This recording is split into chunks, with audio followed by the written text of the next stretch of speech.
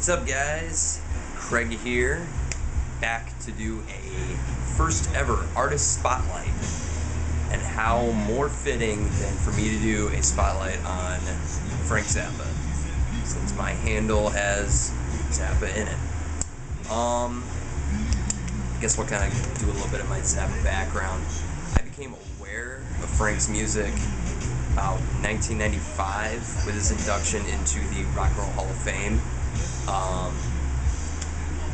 Just happened to watch that when it was televised that year, and what a productive year. If you want to go back and kind of do your research on who was all inducted, in various years, go back, because there's some really, really cool years that had like just blocks of artists that if you'd never heard of one band, you may be introduced to 5 others, which was this one for me. That year, I know Janis Joplin, the Allman Brothers, Led Zeppelin, Neil Young, Frank Zappa. I might be missing 1 or 2. I know those are the ones that I actually had. Back in the days of VHS, I know we all remember those. I'd actually taped it while I was gone for the evening, came back home and watched it. I religiously watched that for a long, long time. Just introduced me to all those artists. Neil Young I knew, Led Zeppelin I knew the names, but I didn't know music. I didn't have a visual put to the music yet. What a way, what a blast for, a almost 9-year-old kid. Just shot me into the stratosphere, and Zappa was really odd. If you go back and also check on YouTube and see if you can find his montage video that they used when they inducted him, that blew my mind. I had never heard such crazy music, seen such a crazy visual. His image alone with, the mustache, the Imperial, that was called, just threw me for a loop. And I've been a fan of his music ever since. God, his influence on me, not only as, a listener, it really brought me into, his introduction for me into like sort of fusion, his use of blues, doo-wop, just general rock music. From Freak Out all the way until his death, just the amount of music he recorded and released, and like all the different changes he went through, is, you never see that. I think the only artist I can really compare to that released so much of a body of work that is kind of went from one end of the spectrum to the other, when one album doesn't sound the same to the next, would be like a Neil Young, for instance. I'm sure there's countless other artists that, I can't think of off the top of my head, but, it's not the same, it's the same guy, but it's just different stuff. From, let's say, Uncle Meat, and then, the Man from Utopia. Like two different ends, just, it's crazy, and I love his music. I love the visual aspect, the humor really gets me too. There are times where I just find myself cracking up in laughter because it's so funny, but the undercurrent of music is so complex and technical and crazy that you're just like, what level am I on? This is awesome. I love it. And I decided to do a spotlight because I've been asked since I joined the VC to do a Zappa spotlight many different times, and I waited until I officially moved so I could have all of my stuff here. And when I show it, there's really not a lot for me to show, just because Zappa on vinyl is a hard commodity to find locally around here. CDs too. There was a time period where if I wanted to pay full price, I could have bought almost any Zappa album from certain stores. But when you're charging, $12 to $20 a disc, for some people like me who shop on a budget, you don't really want to spend that much money on something. So a lot of the stuff I've bought has all been, bargain shopping and stuff like that. Do I want to have every single piece of Zappa? Hell yeah. I have his entire discography and a lot of bootlegs and other stuff all on my computer. So I've heard every, ounce of Zappa that I can hear, that has been released, and, bootlegs and stuff that has been released through the family and all this other shit. I've heard it all. So don't think that just because I'm not showing it doesn't mean I don't have it in some way or form, or that I haven't heard it. So I have a pretty good, Zappa knowledge and appreciation. But still, the hunt, I consider it almost like a lifelong hunt that I'll find it eventually.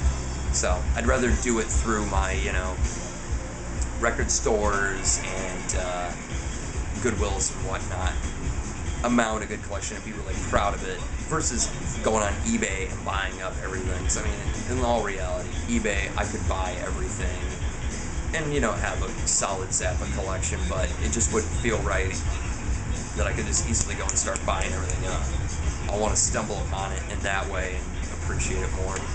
But still, I digress. I'm an absolute lover of Zappa, and I'm here to show some of my Zappa collection. So we'll start with the vinyl. A lot of these I know you guys have already seen. If you go back in my vinyl updates, I've shown these, but for the purposes of the spotlight, I'm going to show it all. So, first things first, Chunga's Revenge. For time, I just won't really talk too much about these, but Hot Rats, which I actually just recently showed. Solid, great album. So we don't have to talk about that, we all know how great that one is. Waka Jawaka is actually a very good eBay purchase 4 or 5 years ago. Very happy to find this. I got it. It was so cheap, and it's just mint. So cool. Overnight Sensation.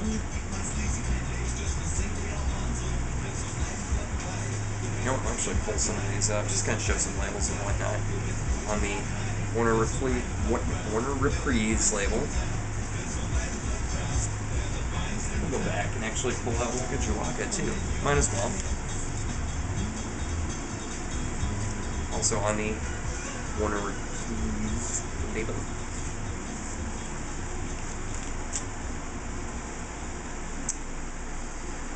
What we were listening to in the background, Apostrophe.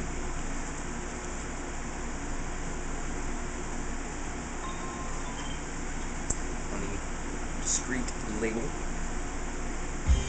Very nice copy that I got for uber cheap. Very proud of that. One I know I've talked about before, Zappa in New York. My favorite live Zappa and favorite live album. Oh my good lord. So good. Chic Your Booty. Very cool gatefold. And a very great album. And lastly on vinyl, Act 1, Jim's Garage. Booklet. Pull this one. Zappa Records label. Now, on to CDs. Let's see some repetitious ones. Chunga's Revenge. I know I'm missing so much stuff. Let's not talk about it. The Rykodisc release of Apostrophe and Overnight Sensation, both on the same disc. My first ever Zappa purchase back in the day. My second favorite Zappa album of all time, Roxy and Elsewhere. Oh man, I cannot wait to find this on vinyl. I've lost out on so many Zappa auctions on eBay, it's not even funny, but I think for 3 albums spending $100 is just a little much when you don't have that kind of money. How about 30 or 40? I can justify that. Zappa in New York, the Barking Pumpkin release.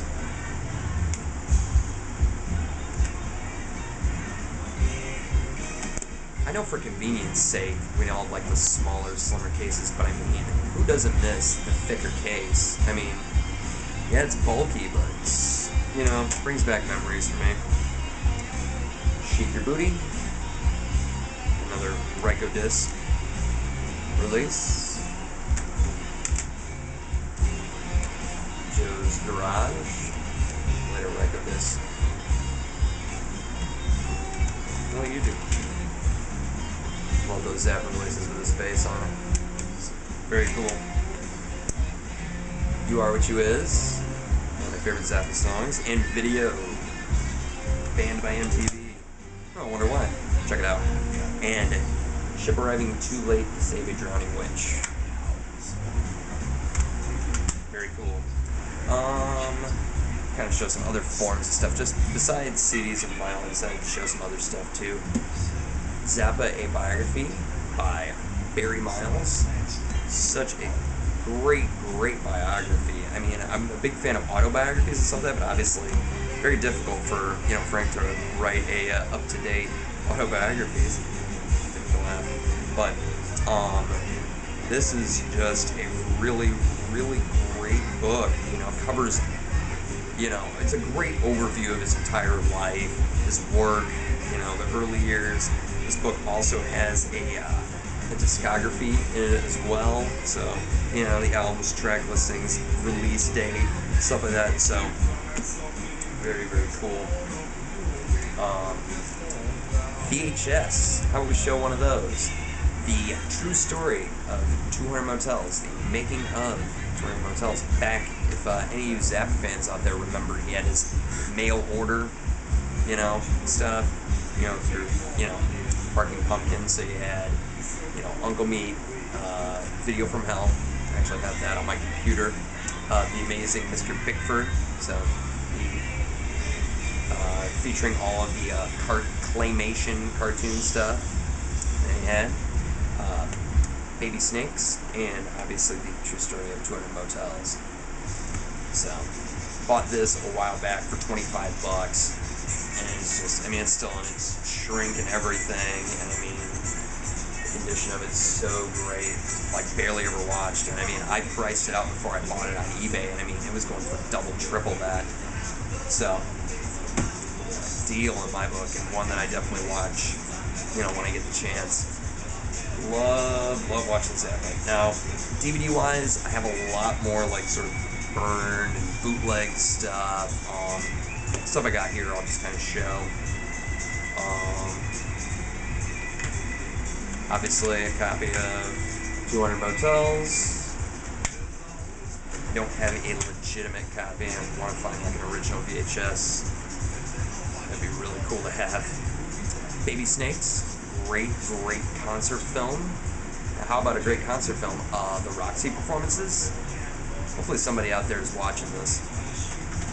Man, just release them already. We want to see them. Bring them on, man.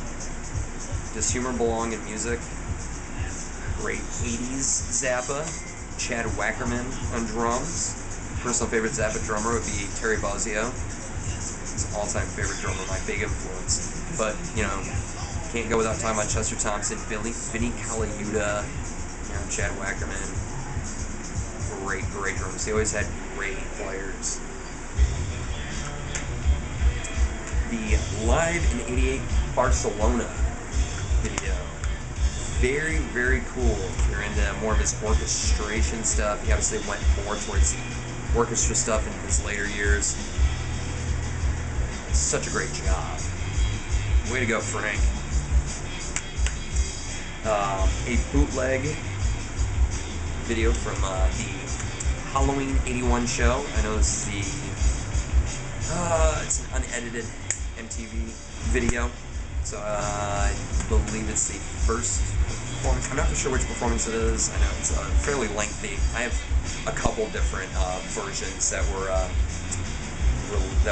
not released, but were aired on MTV. I know that's the longer version and uncut. I also have the Dub Room Special from '84, so featuring some of the stuff on there. I also have the recent release of The Torture Never Stops, so kind of a sort of edited down version of that Palladium Halloween show.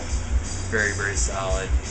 And for any of you guitar players out there, check it out. Steve Vai, and he played with Zappa for a short period of time. Very, very cool. Actually, hanging out in my lap here, A Token of His Extreme, the KCETV 74 special. Good 70s Zappa, this era.